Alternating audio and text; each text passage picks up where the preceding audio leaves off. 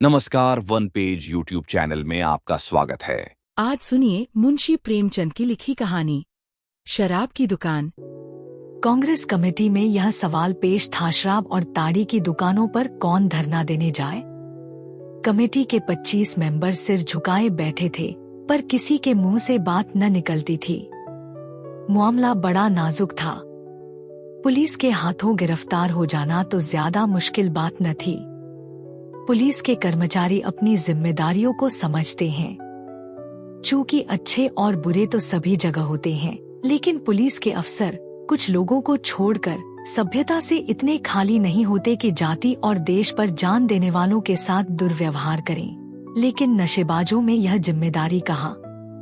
उनमें तो अधिकांश ऐसे लोग होते हैं जिन्हें घुड़कीदमकी के सिवा और किसी शक्ति के सामने झुकने की आदत नहीं।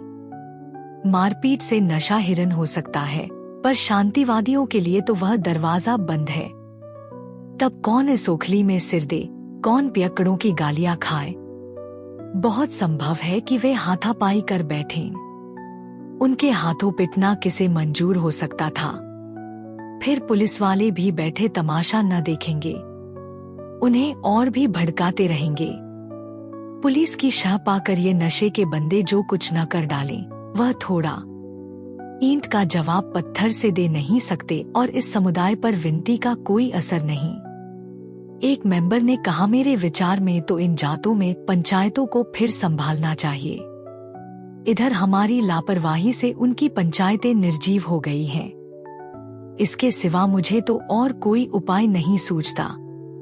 सभापति ने कहा, हाँ, यह एक उपाय है, मैं इसे नोट किए लेता हूँ, पर धरना देना जरूरी है। दूसरे महाशय बोले, उनके घरों पर जाकर समझाया जाए तो अच्छा असर होगा।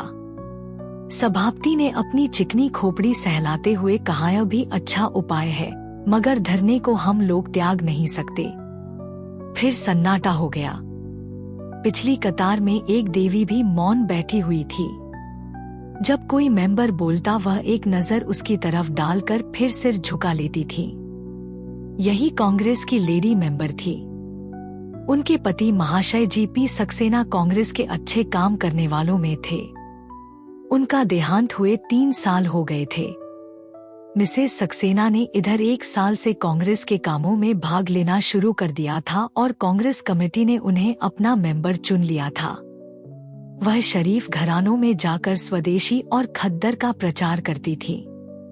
जब कभी कांग्रेस के प्लेटफॉर्म पर बोलने खड़ी होती तो उनका जोश देखकर ऐसा मालूम होता था मानो आकाश में उड़ जाना चाहती हैं। कुंदन का सा रंग लाल हो जाता था। बड़ी बड़ी करुण आंखें, जिनमें जल भरा हुआ मालूम होता था, चमकने लगती थी। बड़ी खुशमिजाज और इसके साथ बला की निर्भीक स्त्री थी। दबी हुई चिंगारी थी जो हवा पाकर दहक उठती है। उनके मामूली शब्दों में इतना आकर्षण कहाँ से आ जाता था, कह नहीं सकते।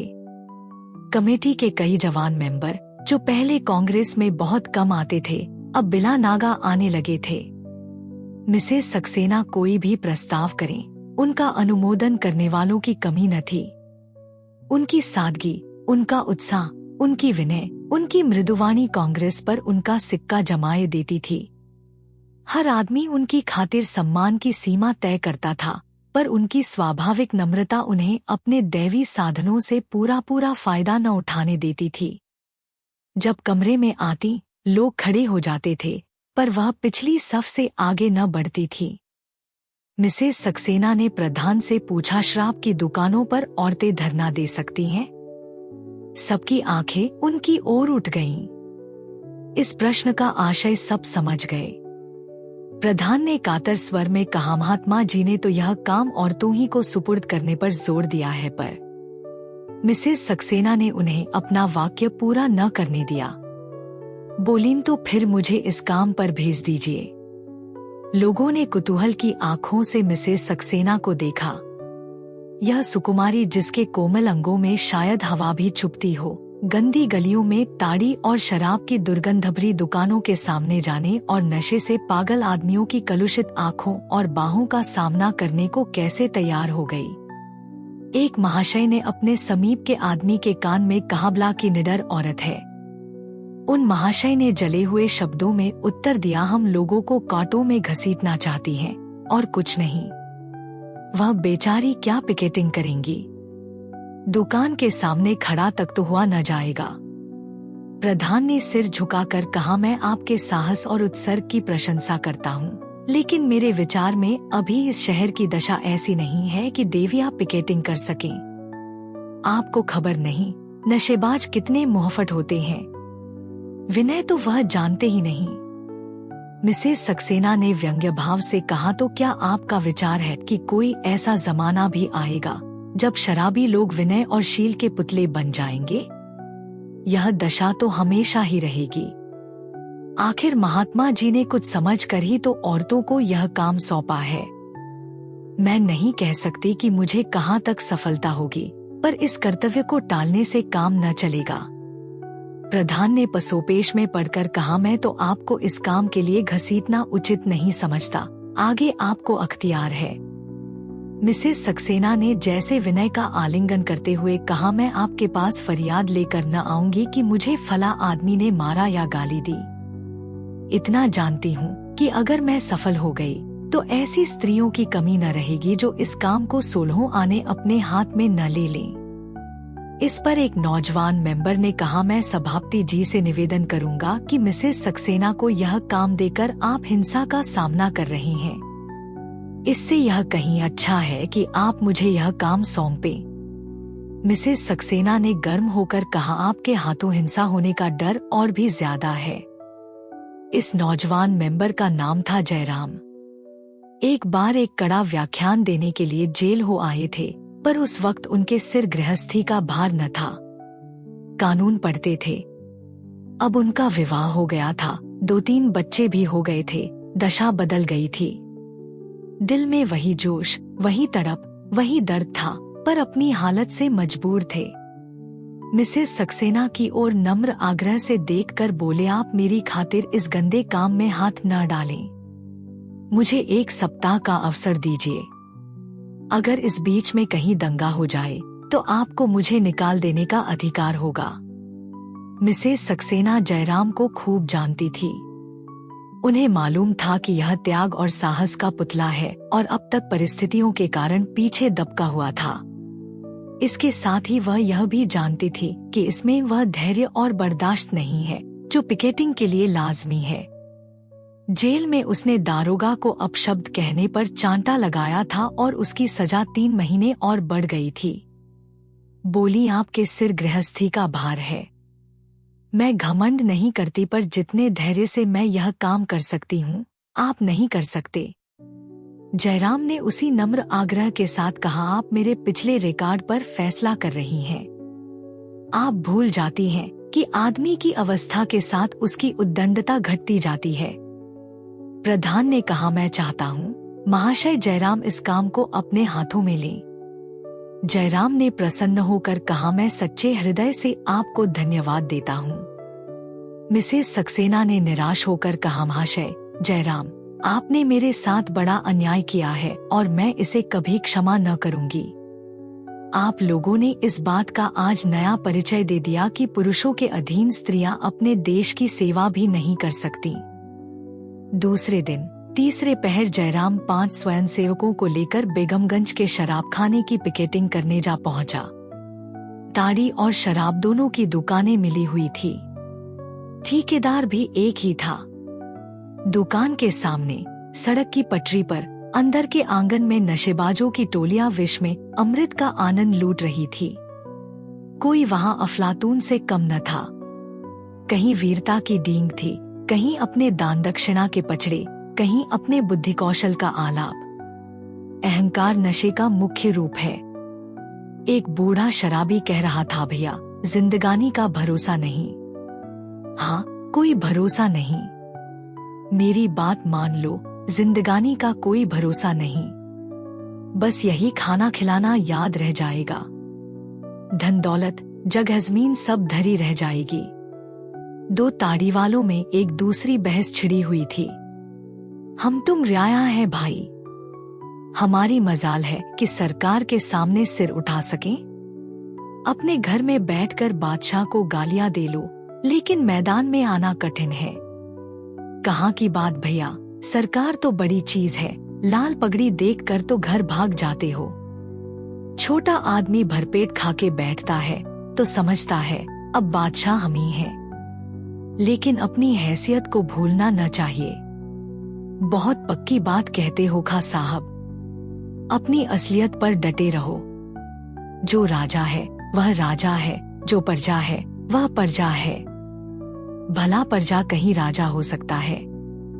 इतने में जयराम ने आकर कहा, राम राम भाइयों, राम राम। 5-6 खद्दरदारी मनुष्यों को देखकर सभी लोग उनकी ओर शंका और कुतूहल से ताकने लगे। दुकानदार ने चुपके से अपने एक नौकर के कान में कुछ कहा और नौकर दुकान से उतर कर चला गया। जयराम ने झंडे को जमीन पर खड़ा करके कहा, भाइयों, महात्मा गांधी का हुक्म है कि आप लोग ताड़ी शराब न पिएं। जो रुपए आप यहाँ उड़ा देते हैं वह अगर अपने बाल बच्चों को खिलाने पिलाने में खर्च करें तो कितनी अच्छी बात हो। जरा देर के नशे के लिए आप अपने बाल बच्चों को भूखों मारते हैं, गंदे घरों में रहते हैं, महाजन की गालियां खाते हैं। सोचिए, इस रुपए से आप अपने प्यारे बच्चों को कितने आराम से रख सकते हैं। एक बूढ़े शराबी ने अपने साथी से कहा, भैया, है तो बुरी चीज, घर तबाह करके छोड़ देती है।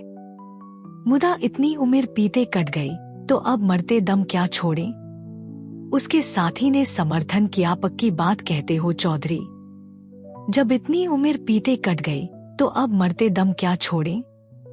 जयराम ने कहा, वाह चौधरी, यही तो उम्र है छोड़ने की। जवानी तो दीवानी होती है, उस वक्त सब कुछ मुआफ है। चौधरी ने तो कोई जवाब न दिया, लेकिन उसके साथी ने, जो काला मोटा बड़ी बड़ी मूंछों वाला आदमी था, सरल आपत्ति के भाव से कहा, अगर पीना बुरा है तो अंग्रेज क्यों पीते हैं। जयराम वकील था, उससे बहस करना भिड़ के छत्ते को छेड़ना था।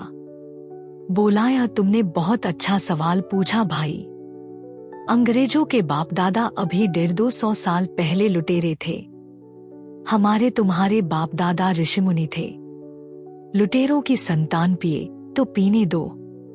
उनके पास न कोई धर्म है न नीति, लेकिन ऋषियों की संतान उनकी नकल क्यों करे। हम और तुम उन महात्माओं की संतान हैं जिन्होंने दुनिया को सिखाया, जिन्होंने दुनिया को आदमी बनाया। हम अपना धर्म छोड़ बैठे, उसी का फल है कि आज हम गुलाम हैं। लेकिन अब हमने गुलामी की जंजीरों को तोड़ने का फैसला कर लिया है। और एकाएक थानेदार और 4-5 कांस्टेबल आ खड़े हुए। थानेदार ने चौधरी से पूछा, यह लोग तुमको धमका रहे हैं। चौधरी ने खड़े होकर कहा, नहीं हुजूर, यह तो हमें समझा रहे हैं। कैसे प्रेम से समझा रहे हैं कि वाह। थानेदार ने जयराम से कहा, अगर यहाँ फिसाद हो जाए तो आप जिम्मेदार होंगे। जयराम, मैं उस वक्त तक जिम्मेदार हूँ जब तक आप न रहें। आपका मतलब है कि मैं फिसाद कराने आया हूँ। मैं यह नहीं कहता, लेकिन आप आए हैं तो अंग्रेजी साम्राज्य की अतुल शक्ति का परिचय जरूर ही दीजिएगा। जनता में उत्तेजना फैलेगी, तब आप पिल पड़ेंगे और 10-20 आदमियों को मार गिराएंगे। वही सब जगह होता है और यहाँ भी होगा। सब इंस्पेक्टर ने ओंठ चबाकर कहा, मैं आपसे कहता हूँ, यहाँ से चले जाइए, वरना मुझे जाब्ते की कार्रवाई करनी पड़ेगी। जयराम ने अविचल भाव से कहा, और मैं आपसे कहता हूँ कि आप मुझे अपना काम करने दीजिए। मेरे बहुत से भाई यहाँ जमा हैं और मुझे उनसे बातचीत करने का उतना ही हक है जितना आपको। इस वक्त तक सैकड़ों दर्शक जमा हो गए थे। दारोगा ने अफसरों से पूछे बगैर और कोई कार्रवाई करना उचित न समझा। अकड़ते हुए दुकान पर गए और कुर्सी पर पांव रखकर बोले, लोग तो मानने वाले नहीं हैं।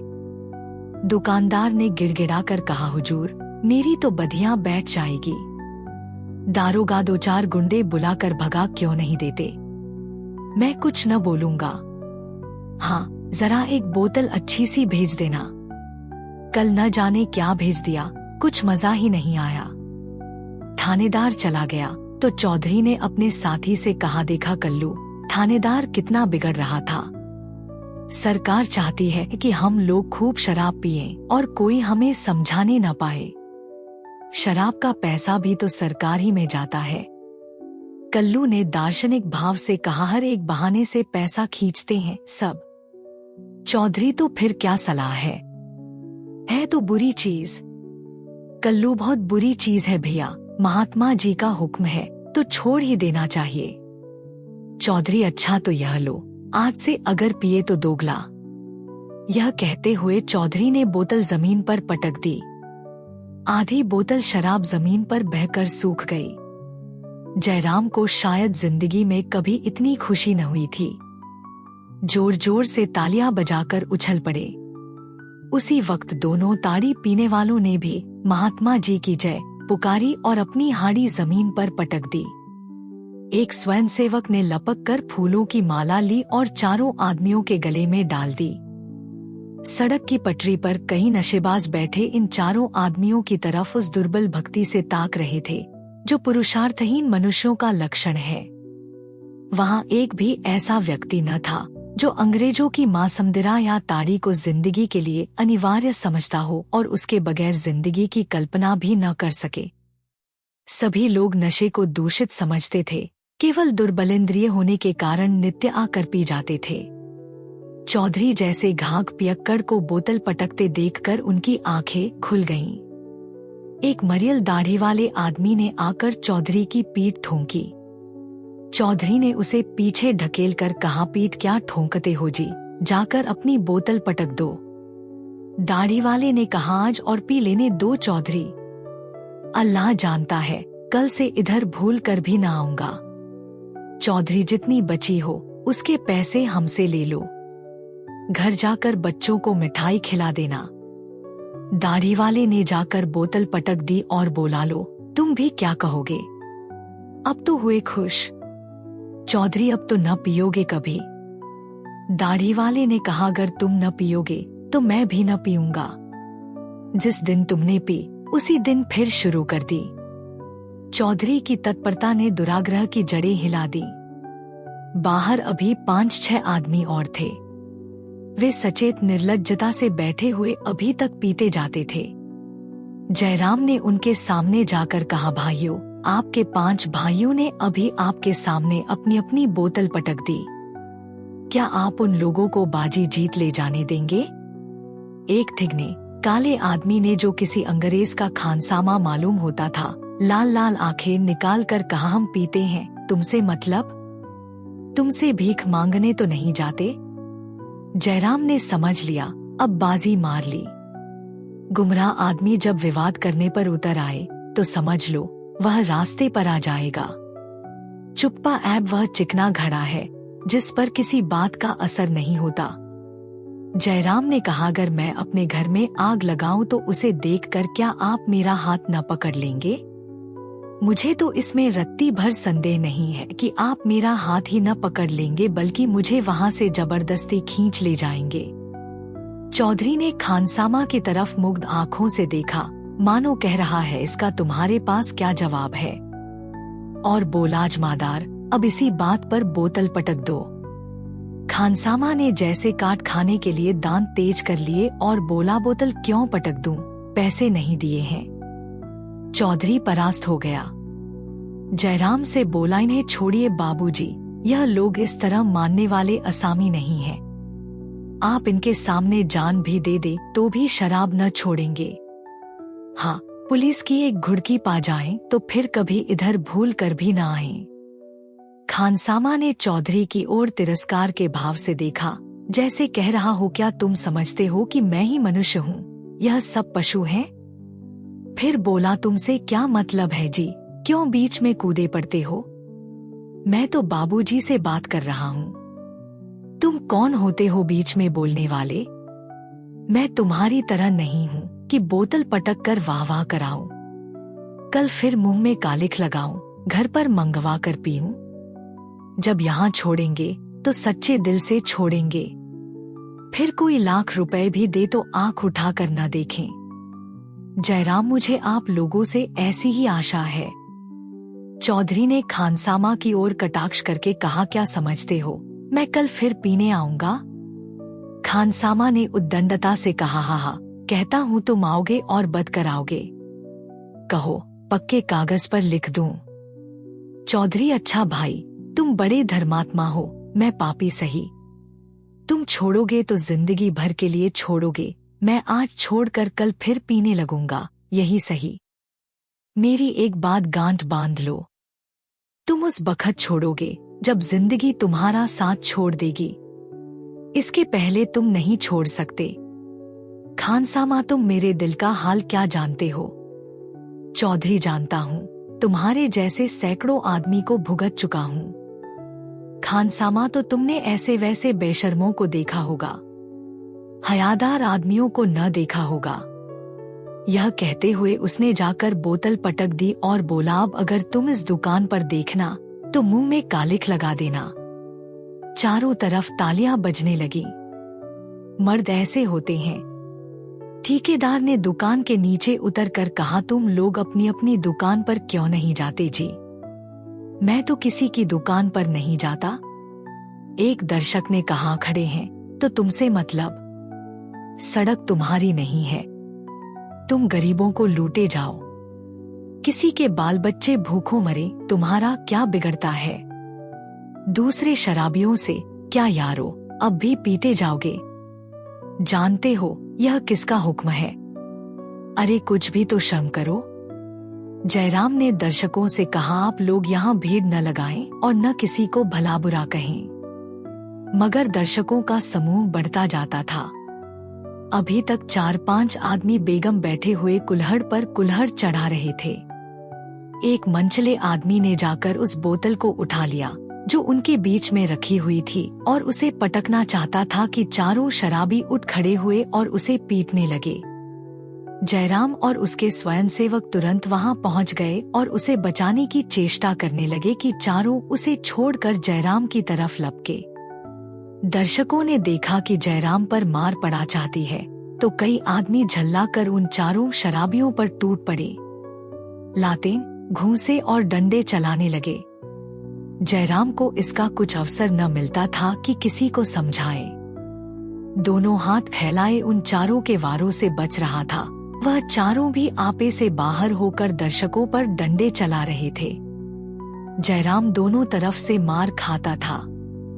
शराबियों के वार भी उस पर पड़ते थे, तमाशाइयों के वार भी उसी पर पड़ते थे, पर वह उनके बीच से हटता न था। अगर वह इस वक्त अपनी जान बचाकर हट जाता तो शराबियों की खैरियत न थी। इसका दोष कांग्रेस पर पड़ता। वह कांग्रेस को इस आक्षेप से बचाने के लिए अपने प्राण देने पर तैयार था। मिसेस सक्सेना को अपने ऊपर हंसने का मौका वह न देना चाहता था। आखिर उसके सिर पर डंडा इस जोर से पड़ा कि वह सिर पकड़कर बैठ गया। आंखों के सामने तितलियां उड़ने लगी। फिर उसे होश न रहा।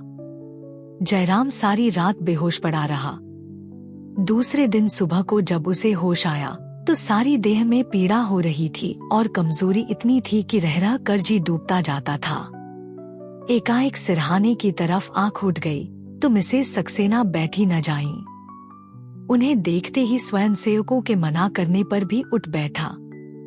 दर्द और कमजोरी दोनों जैसे गायब हो गई। एक एक अंग में स्फूर्ति दौड़ गई। मिसेस सक्सेना ने उसके सिर पर हाथ रखकर कहा, आपको बड़ी चोट आई, इसका सारा दोष मुझ पर है। जयराम ने भक्तिमय कृतज्ञता के भाव से देखकर कहा, चोट तो ऐसी ज्यादा न थी, इन लोगों ने बरबस पट्टी सट्टी बांधकर जख्मी बना दिया। मिसेस सक्सेना ने ग्लानित होकर कहा, मुझे आपको न जाने देना चाहिए था। जयराम, आपका वहां जाना उचित न था। मैं आपसे अब भी यही अनुरोध करूंगा कि उस तरफ न जाइएगा। मिसेस सक्सेना ने जैसे उन बाधाओं पर हंसकर कहा, वाह, मुझे आज से वहां पिकेट करने की आज्ञा मिल गई है। आप मेरी इतनी विनय मान जाइएगा। शोधों के लिए आवाज कसना बिल्कुल मामूली बात है।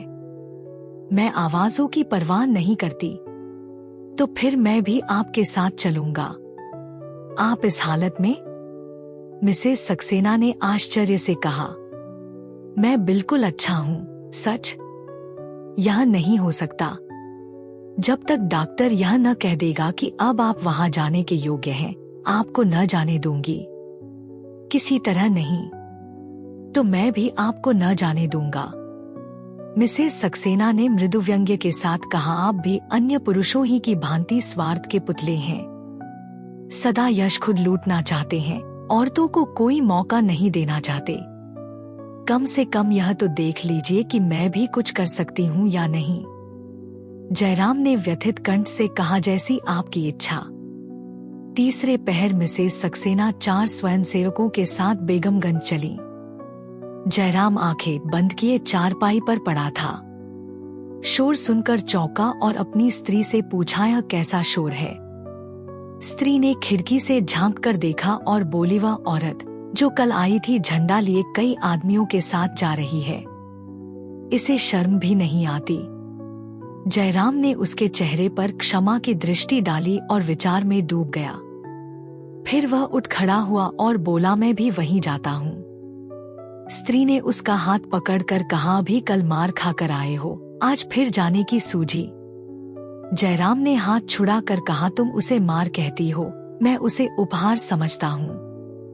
स्त्री ने उसका रास्ता रोक लिया, कहती हूँ तुम्हारा जी अच्छा नहीं है, मत जाओ, क्यों मेरी जान के ग्राहक हुए हो? उसकी देह में हीरे नहीं जड़े हैं जो वहाँ कोई नोच लेगा।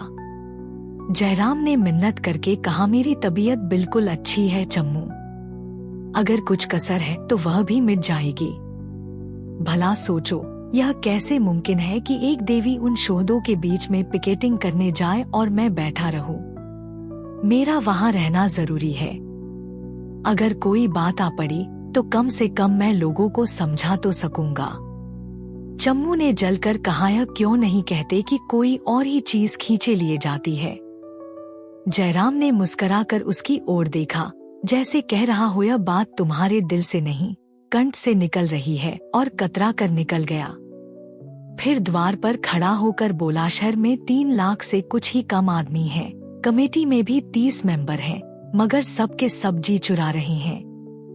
लोगों को अच्छा बहाना मिल गया कि शराबखानों पर धरना देने के लिए स्त्रियों ही की जरूरत है। आखिर क्यों स्त्रियों ही को इस काम के लिए उपयुक्त समझा जाता है? इसीलिए कि मर्दों के सिर भूत सवार हो जाता है, और जहां नम्रता से काम लेना चाहिए वहां लोग उग्रता से काम लेने लगते हैं। वे देवियां क्या इसी योग्य हैं कि शोहदों के फिक्रे सुने और उनकी कुदृष्टि का निशाना बने? कम से कम मैं यह नहीं देख सकता। वह लंगड़ाता हुआ घर से निकल पड़ा। चम्मू ने फिर उसे रोकने का प्रयास नहीं किया। रास्ते में एक स्वयंसेवक मिल गया। जयराम ने उसे साथ लिया और एक तांगे पर बैठकर चला। शराबखाने से कुछ दूर इधर एक लेमनेट बर्फ की दुकान थी। उसने तांगे को छोड़ दिया और वॉलंटियर को शराबखाने भेजकर खुद उसी दुकान में जा बैठा। दुकानदार ने लेमनेड का एक गिलास उसे देते हुए कहा, बाबूजी, कल वाले 4 बदमाश आज फिर आए हुए हैं। आपने न बचाया होता तो आज शराब या ताड़ी की जगह हल्दी गुड़ पीते होते। जयराम ने गिलास लेकर कहा, तुम लोग बीच में न कूद पड़ते तो मैंने उन सबों को ठीक कर लिया होता। दुकानदार ने प्रतिवाद किया, नहीं बाबूजी, वह सब छंटे हुए गुंडे हैं। मैं तो उन्हें अपनी दुकान के सामने खड़ा भी नहीं होने देता। चारों 3-3 साल काट आए हैं। अभी 20 मिनट भी न गुजरे होंगे कि एक स्वयंसेवक आकर खड़ा हो गया। जयराम ने सचिंत होकर पूछा, खो, वहां क्या हो रहा है? स्वयंसेवक ने कुछ ऐसा मुंह बना लिया जैसे वहां की दशा कहना वह उचित नहीं समझता और बोला, कुछ नहीं, देवी जी आदमियों को समझा रही हैं। जयराम ने उसकी ओर अतृप्त नेत्रों से ताका, मानो कह रहे हों, बस इतना ही। इतना तो मैं जानता ही था। स्वयंसेवक ने एक क्षण बाद फिर कहा, देवियों का ऐसे शोहदों के सामने जाना अच्छा नहीं। जयराम ने अधीर होकर पूछा, साफ साफ क्यों नहीं कहते, क्या बात है? स्वयंसेवक डरते डरते बोला, सब के सब उनसे दिल लगी कर रहे हैं। देवियों का यहाँ आना अच्छा नहीं। जयराम ने और कुछ न पूछा। डंडा उठाया और लाल लाल आंखें निकाले बिजली की तरह कौंध कर शराब खाने के सामने जा पहुंचा और मिसेस सक्सेना का हाथ पकड़कर पीछे हटाता हुआ शराबियों से बोला, अगर तुम लोगों ने देवियों के साथ जरा भी गुस्ताखी की तो तुम्हारे हक में अच्छा न होगा। कल मैंने तुम लोगों की जान बचाई थी, आज इसी डंडे से तुम्हारी खोपड़ी तोड़ कर रख दूंगा। उसके बदले हुए तेवर को देखकर सब के सब नशेबाज घबरा गए। वे कुछ कहना चाहते थे कि मिसेस सक्सेना ने गंभीर भाव से पूछा, आप यहाँ क्यों आए? मैंने तो आपसे कहा था अपनी जगह से न हिलिएगा। मैंने तो आपसे मदद न मांगी थी। जयराम ने लज्जित होकर कहा, मैं इस नियत से यहाँ नहीं आया था, एक जरूरत से इधर आ निकला था। यहाँ जमाव देख कर आ गया। मेरे ख्याल में आप अब यहाँ से चलें। मैं आज कांग्रेस कमेटी में यह सवाल पेश करूंगा कि इस काम के लिए पुरुषों को भेजें। मिसेस सक्सेना ने तीखे स्वर में कहा, आपके विचार में दुनिया के सारे काम मर्दों के लिए हैं। जयराम, मेरा यह मतलब न था। मिसेस सक्सेना, तो आप जाकर आराम से लेटें और मुझे अपना काम करने दें। जयराम वहीं सिर झुकाए खड़ा रहा। मिसेस सक्सेना ने पूछा, अब आप क्यों खड़े हैं? जयराम ने विनीत स्वर में कहा, मैं भी यहीं एक किनारे खड़ा रहूंगा। मिसेस सक्सेना ने कठोर स्वर में कहा, जी नहीं, आप जाएं। जयराम धीरे धीरे लदी हुई गाड़ी की भांति चला और आकर फिर उसी लेमनेड की दुकान पर बैठ गया। उसे जोर की प्यास लगी थी। उसने एक गिलास शरबत बनवाया और सामने मेज पर रखकर विचार में डूब गया, मगर आंखें और कान उसी तरफ लगे हुए थे। जब कोई आदमी दुकान पर आता वह चौंक कर उसकी तरफ ताकने लगता, वहाँ कोई नई बात तो नहीं हो गई। कोई आध घंटे बाद वही स्वयंसेवक फिर डरा हुआ सा आकर खड़ा हो गया। जयराम ने उदासीन बनने की चेष्टा करके पूछा, वहाँ क्या हो रहा है जी?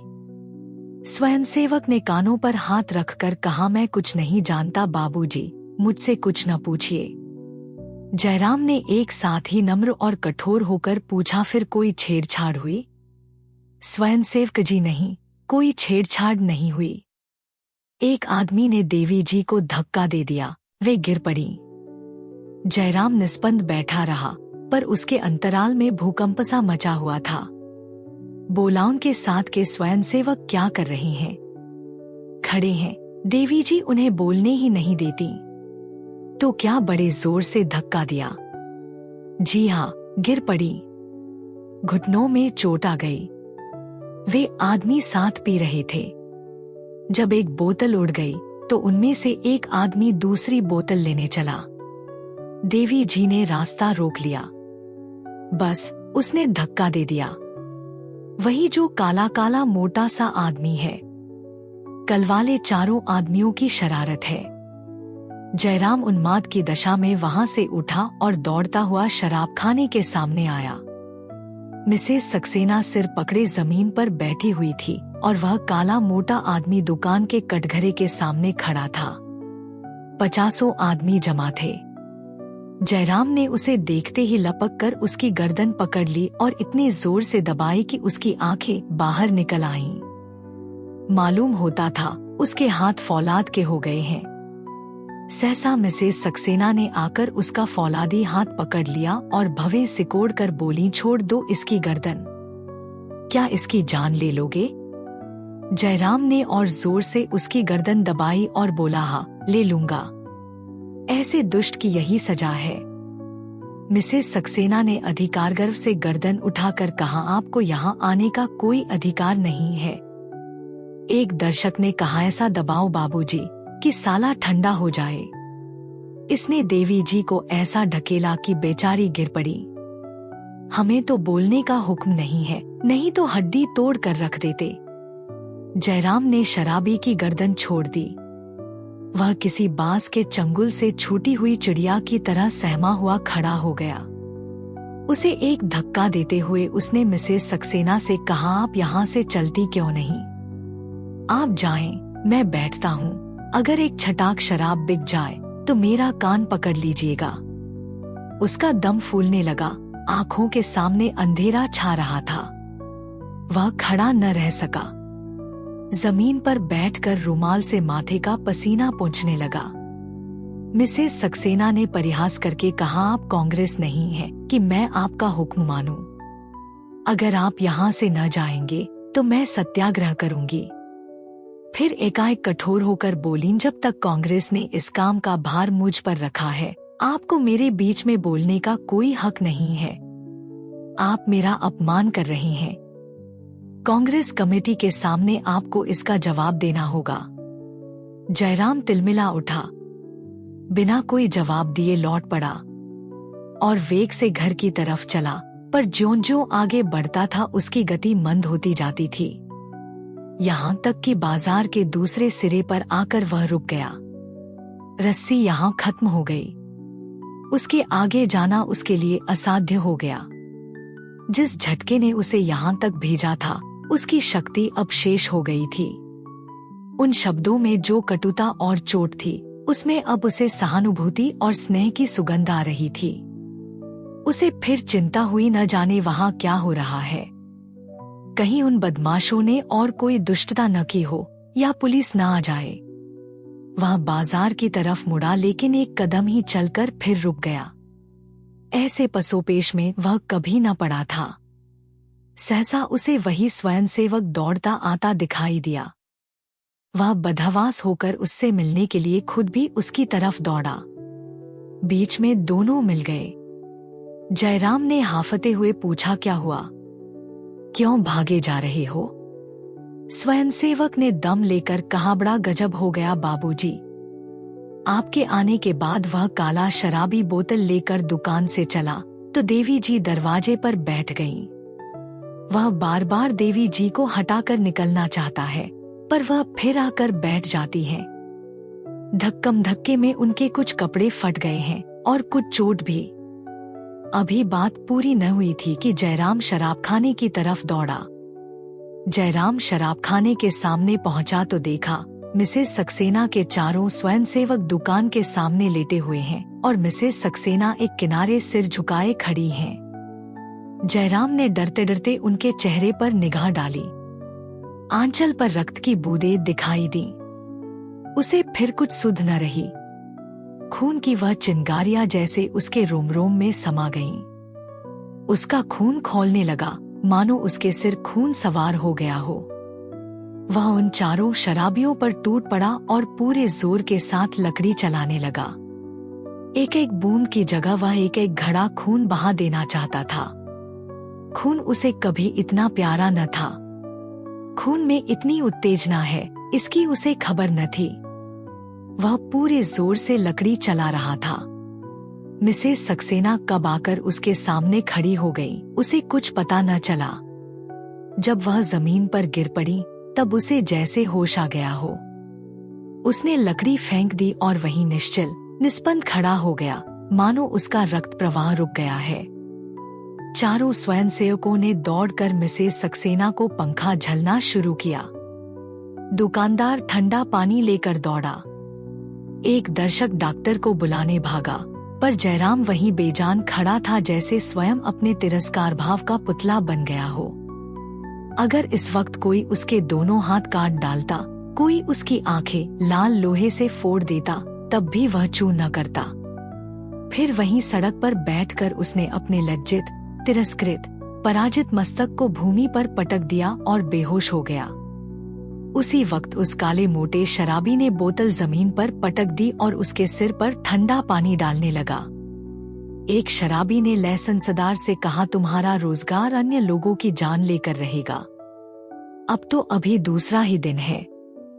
लाइसेंसदार ने कहा, कल से मेरा इस्तीफा है। अब स्वदेशी कपड़े का रोजगार करूंगा, जिसमें जस भी है और उपकार भी। शराबी ने कहा, घाटा तो बहुत रहेगा। दुकानदार ने किस्मत ठोंक कर कहा, घाटानफा तो जिंदगानी के साथ है। अगर आपको यह कहानी पसंद आई तो सब्सक्राइब करें और बेल आइकन दबाएं। अपने सुझाव कमेंट बॉक्स में बताएं। अगली कहानी तक शब्दों की दुनिया में डूबे रहे। धन्यवाद।